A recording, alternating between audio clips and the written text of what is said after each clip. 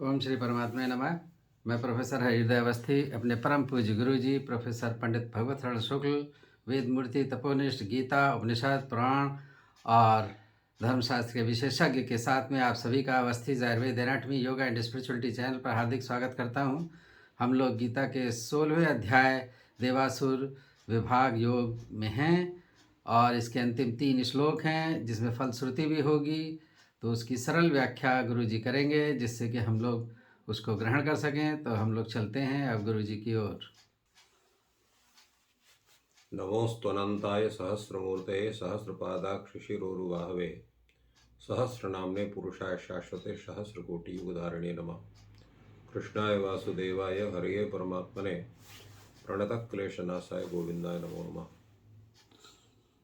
इस चैनल से संबद्ध सभी विद्वद्गण, सभी जिज्ञासु छात्रवृंद, सहृदय सज्जन वृंद एवं इस चैनल के संस्थापक तथा प्रबंधक आचार्य हृदय अवस्थी जी, हम लोग आज गीता ज्ञान यज्ञ के इस शुभ अवसर पर 16वें अध्याय के पूर्णता की ओर हैं और जिसमें संपूर्ण कार्य की व्यवस्था में शास्त्र को प्रमुख स्थान दिया गया है, उसी का विवेचन होगा।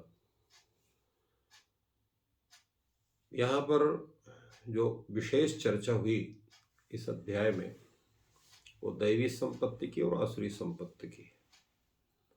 दैवी संपत्ति की चर्चा प्रसंगतः अन्य अध्यायों में भी यथा कथंचित प्राप्त हो रही है, वैसे आसुरी संपत्ति की चर्चा अन्य अध्याय में नहीं है, इसलिए भगवान ने यहाँ पर उसका विस्तार पूर्वक विचार किया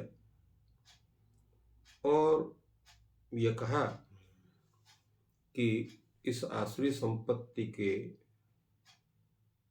अभिवृद्धि के मुख्य कारण क्या हैं। ऐसा पहले श्लोक में भगवान ने कहा कि इस आसुरी संपत्ति के बढ़ने के जो मुख्य कारण हैं वो 3 कारण इन्होंने बताया, काम, क्रोध और लोभ को। और कहा कि अगर आसुरी संपत्ति से बचना है तो इन 3 को नियंत्रित करना अत्यंत आवश्यक है। इसलिए भगवान इस 22वें श्लोक में कहते हैं, एतैर्मुक्तः कौन्तेय तमो द्वारे स्त्रिभिर्नरः आचरत्यात्मनः श्रेयस्ततो यति परम गति। तो जब काम, क्रोध और लोभ इनसे व्यक्ति पूर्णतया मुक्त होता है। क्यों ये अत्यंत खतरनाक? क्योंकि तम के ये द्वार है। तमोगुण का प्रवेश भी इन्हीं से होता है। उसका मुख्य कारण यह होता है कि व्यक्ति देखता है किसी से संबंध जब बनाता है कि इसके कार्य करने की क्षमता कितनी तीव्र है। कोई भी कार्य विशेष है तो उस व्यक्ति को महत्व अधिक होता है। तो इन षड विकारों में ये 3 जो विकार हैं, काम, क्रोध, लोभ, इनकी कार्य करने की क्षमता अत्यधिक है, बहुत भयंकर है। क्योंकि इनका जब प्रभाव मस्तिष्क में हो जाता है तो मस्तिष्क के जितने विचार शक्तियां हैं, जितने भी सत्व गुण से संबद्ध विचार हैं, वो सब प्रभावहीन हो जाते हैं। और हम देखते हैं कि काम के प्रवेग से कितने अपराध हो रहे हैं, क्रोध के प्रवेग से कितने अपराध हो रहे हैं। काम के प्रवेग से जहाँ पर व्यभिचार, बलात्कार आदि की संभावना अधिक बनती है, वहीं क्रोध के आवेग से जो है अनेक प्रकार के हत्याएं होती हैं। और उसी प्रकार लोभ के प्रभाव से जो चौर कर्मादि हैं, घोटाले हैं, ये सब जो है उसका जो मुख्य प्रभाव है लोभ है। तो ये तीनों इतने प्रबल हैं कि व्यक्ति की विचार शक्ति लुप्त हो जाती है अगर इनका नियंत्रण आपने नहीं किया। इसलिए भगवान ने कहा कि तमो द्वारा ही एतै ही विमुक्ता। ये तम के द्वार है, नरक के द्वार हैं। तम शब्द यहाँ पर नरकवाची है। क्योंकि तमोगुण के प्रभाव से ही नरक की प्राप्ति तादर्थे ताच्छाब्दम, अर्थात नरकार्थ प्रयुक्त जो तमः पदार्थ है वो तम शब्द भी यहाँ नरक का वाच्य हो। तमो द्वारे ही नरक द्वारे ही एतई ही काम क्रोध लोभई ही, इनसे विमुक्त जब व्यक्ति होता है। अब विमुक्त का मतलब थोड़ी है कि इनको आप लिए हाथ इनको छोड़ देंगे तो विमुक्त हो जाएंगे। तात्पर्य है मन के द्वारा बुद्धि से इनका नियंत्रण होगा। तो जो बुद्धि का जो है स्थापना होगी, बुद्धि में जो है सद्गुण का जब प्रभाव बन जाएगा तो ये तमो द्वार जो काम क्रोध लोभ है पूर्ण रूप से नियंत्रित हो जाएंगे। नियंत्रण का स्वरूप इसका यही है कि इनके जो विषय हैं उनके शताधिक विषयों के उपस्थित होने पर भी मन का उनके प्रति कोई प्रभाव न पड़ेगा। जैसे अरबों की संपत्ति है और आप चाहें तो उसको ले सकते हैं, कोई निषेध करने वाला नहीं है, फिर भी आपको उसके लेने की इच्छा तक ना हो, लेना तो बड़ा दूर है, इच्छा ही नहीं है, नहीं लेंगे, देने पर भी नहीं लेंगे। क्यों नहीं लेंगे? क्योंकि हमारे न्याय अर्जित जो जितना भी धन है संपत्ति उसी से हमारा काम चल सकता है। अधिक संपत्ति लेने की क्या आवश्यकता है?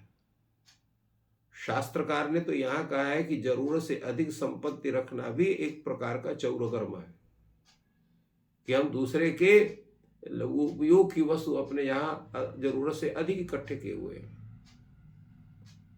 यदि आपकी जरूरत उतने अंश की है, उतनी संपत्ति की है तो रखना आवश्यक है, नहीं उसका उपयोग आप दूसरे को करने दो, या दूसरे का उस संपत्ति का दूसरे को उपयोग करो।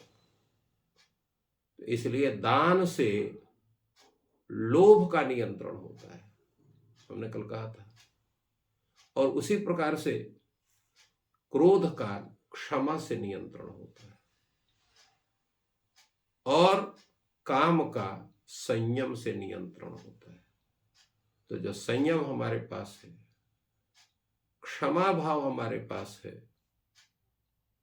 और हमारे पास दान है, संतोष है, तो फिर हमें इन तीनों तमोद्वार रूप काम क्रोध लोभ से विमुक्त होने में समय नहीं लगेगा। हम शीघ्र इनको नियंत्रण कर सकते हैं, क्योंकि इनसे जब आप विमुक्त होंगे तब आपकी पात्रता बनेगी सत्कर्म विधान की। जैसे आजकल सभी संस्थाओं में प्रवेश परीक्षा होती है। प्रवेश परीक्षा में जब आप उत्तीर्ण होते हैं तो आपका प्रवेश संस्था विशेष में होता है, नहीं होता है। बड़ी बड़ी परीक्षाएं होती हैं, और किसी की संस्था में प्रवेश के लिए तो तीन परीक्षाएं होती हैं। तीनों परीक्षाओं को पास करने के बाद तब आप उस संस्था विशेष में प्रवेश कर सकते हैं, उस पद विशेष को प्राप्त कर सकते हैं। तो यहां पर भी ये 3 परीक्षाएं हैं, काम विमुक्तत्व, क्रोध विमुक्तत्व, लोभ विमुक्तत्व। जब इन तीनों परीक्षाओं से पास करके और आप जब उपस्थित होंगे तो आप इस सत्कर्म, सत्वगुण और मोक्ष साधनत्व आदि रूप जो योग्यता है वो आपके अंदर आएगी। उस योग्यता को प्राप्त करने के लिए आपका प्रवेश होगा, और तब जब उसमें प्रवेश होगा तो भगवान ने कहा आचरत्यात्मनः श्रेयः ततो याति परम गतिम। तो जब वो इस प्रकार की उस योग्यता को प्राप्त कर लेता हुआ व्यक्ति विशेष, तो आत्मनः श्रेयः आचरति, वो ऐसे ही आचरण करता है जिससे उसका कल्याण हो। जैसे कहा जाता है मने मनुष्याणाम कारणम बंध मोक्षयो, मने मनुष्य के बंधन और मोक्ष का कारण है। तो सत्व गुण युक्त जो मन है वो मोक्ष का कारण हो जाता है। रजोगुण युक्त जो मन है वो भोग का कारण होता है, और तमोगुण युक्त जो मन है वो अपराध का कारण होता है, पाप का कारण होता है। इसलिए सत्व गुण युक्त जब मन होगा तो इसलिए भगवान ने कहा नरहा एतैः त्रिभैः तमोद्वारैः नियुक्तः नरहा श्रेयः आचरति। श्रेय अर्थात कल्याण कारक आचरण करता है।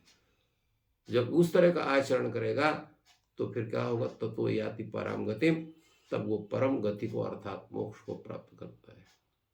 यहाँ वस्तुतः मुख्य जो विषय है उस परम गति को प्राप्त करने का, उसका मुख्य कारण क्या है?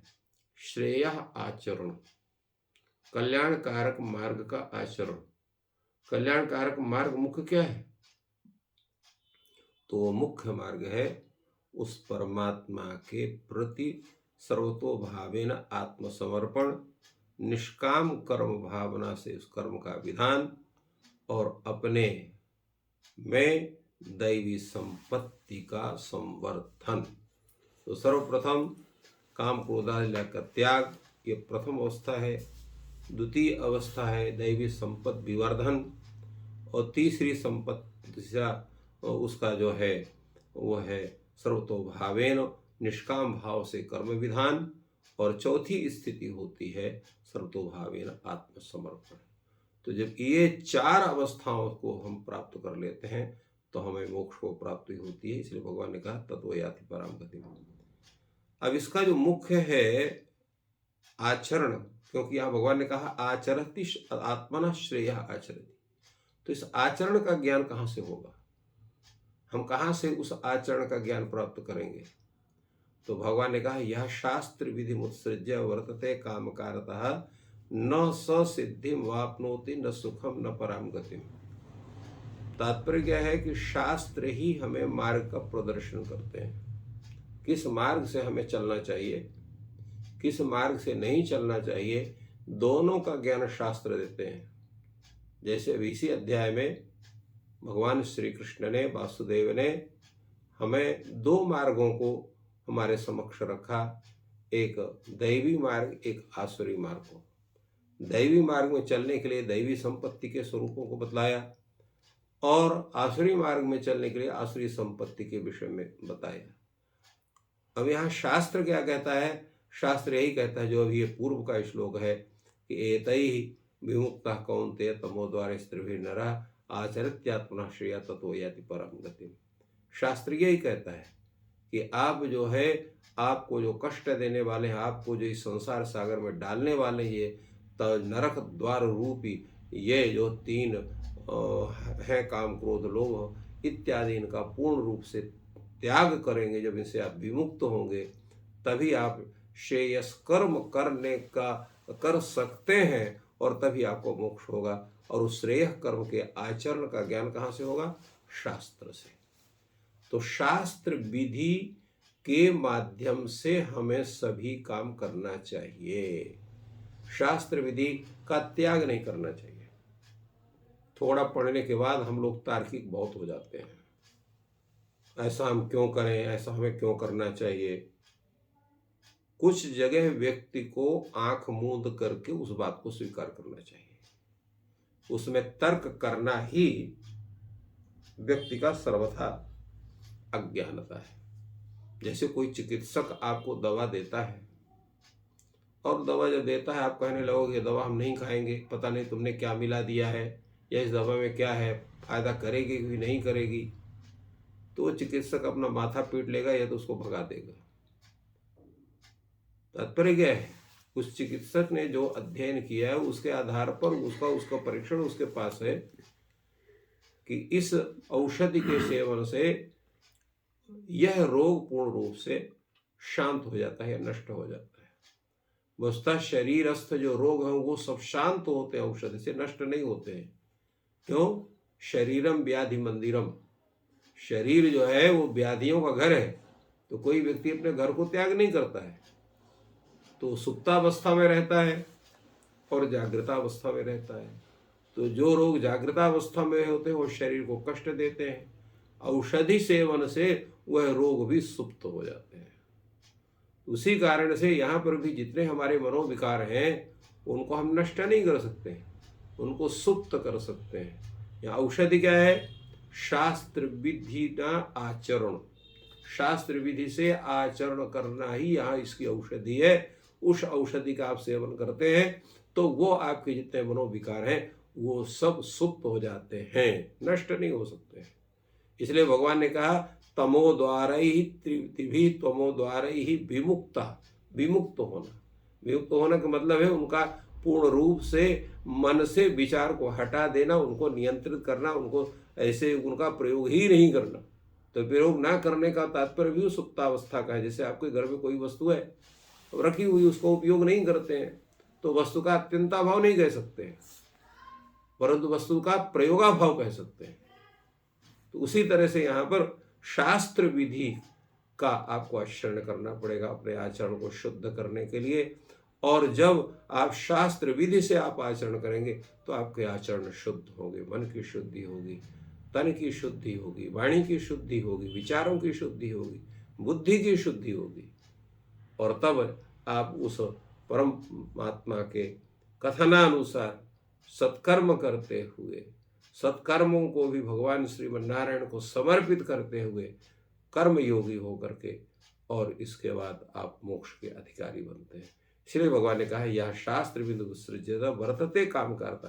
किंतु अगर शास्त्र विधि का आश्रय नहीं करते, आप स्वेच्छा से कर्म करते हैं, जिसकी चर्चा भी हमने किया, आपको अपने गुरु की बात अच्छी नहीं लगती, माँ की बात अच्छी नहीं लगती है, पिता की बात अच्छी नहीं लगती है, जो भी शुभ चिंतक आपका, उसके किसी की बात आपको अच्छी नहीं लगती है, तो आप समझ लीजिए कि शास्त्र विधि के अनुसार आपके आचरण न होकर के स्वेच्छया आपके कर्म हो रहे हैं। तो स्वेच्छया कर्म अनियंत्रित होता है, कभी कभार अच्छा भी हो सकता है, परंतु अधिकतर उसकी संभावना जो होती है वो गलत ही होती है, क्योंकि अनजान में मार्ग मिलना बहुत उचित नहीं होता है। उसके लिए किसी न किसी को मार्ग बतलाने वाले का आश्रय करना पड़ता है। तो इसलिए जब आप शास्त्र रूपी गुरु का या शास्त्र का या गुरु का किसी का भी ज्ञान नहीं करते हैं, उनके विधि का आश्रय नहीं करते हैं, स्वेच्छा कर्म करते हैं, तो न स सिद्धि भवाप्नोति, ऐसा व्यक्ति जो है सिद्धि को पर नहीं प्राप्त कर सकता है, अर्थात उसको पूर्ण ज्ञान नहीं हो सकता है। और जब ज्ञान नहीं होगा तो उसको सुख नहीं होगा, परमानंद की प्राप्ति नहीं होगी। और जब वो अविधि पूर्वक काम करने के कारण उसको उस परमात्मा की संप्राप्ति या मोक्ष की प्राप्ति का जो अधिकारित्व है वो उसका नहीं बनेगा। उसका लाभ, उसका हानि क्या होगी? न पराम गतिम अवाप्नोति, वो परम गति को भी प्राप्त नहीं कर सकता है, अर्थात उसको मोक्ष कभी भी नहीं हो सकता। तो इसलिए सभी कार्य विधान में प्रमाण क्या है? शास्त्र है, चाहे वो कार्य हो और अकार्य। जैसे अभी आपको इस में दोनों संपत्तियों से आपको परिचय कराया गया, तो कार्य क्या हुआ? कार्य हुआ जो है दैवी संपत्ति अर्जन, ये कार्य हुआ। अकार्य क्या हुआ? आसुरी संपत्ति का अर्जन ना करना, ये अर्जन करना, ये अकार्य हुआ। तो कार्य करना है, अकार्य का परिहार करना है।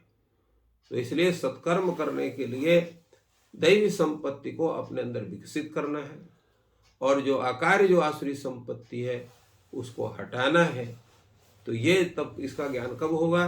जब आप शास्त्र पूर्वक आचरण की। इसलिए भगवान ने कहा तस्मात् शास्त्रम प्रमाणम ते कार्याकार्य व्यवस्थित, कार्य के व्यवस्थित में, अकार्य की व्यवस्थित में क्या हमको करना चाहिए ये भी शास्त्र कह रहा है, क्या नहीं करना चाहिए ये भी शास्त्र कह रहा है।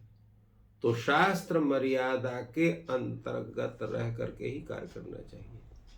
अब प्रश्न ये उठता है कि जो सामान्य व्यक्ति जिसने शास्त्र नहीं पढ़ा है वो कैसे जानेगा कि ये शास्त्र में क्या लिखा हुआ है? तो इसी के लिए कहा जाता है जो गुरुजन हैं उनके द्वारा कार्य और अकार्य का ज्ञान करें।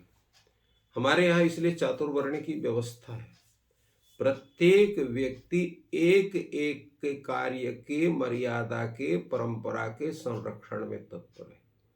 ब्राह्मण के लिए कहा गया है कि ज्ञान संपत्ति जितनी है उसके संरक्षण का काम आपको देखना है।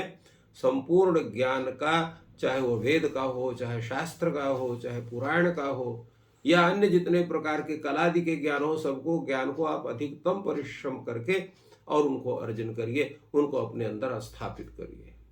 इसीलिए उसको कहा गया कि आपको ब्रह्मचर्य के रूप में रहना है, तपश्चर्या के रूप में करना है, क्षमा भाव होना है, तपस्वी होना है, सरल होना है, क्योंकि जब तक आपको, और ये सब होगा तब जब पूर्ण सत्व गुण का विकास उसके अंदर होगा। अगर कहीं राजस का विकास उस ब्राह्मण के अंदर हो गया, तामस का भी उसका आश्रय कर लिया, तो वो इन शास्त्रों को धारण नहीं कर सकता है।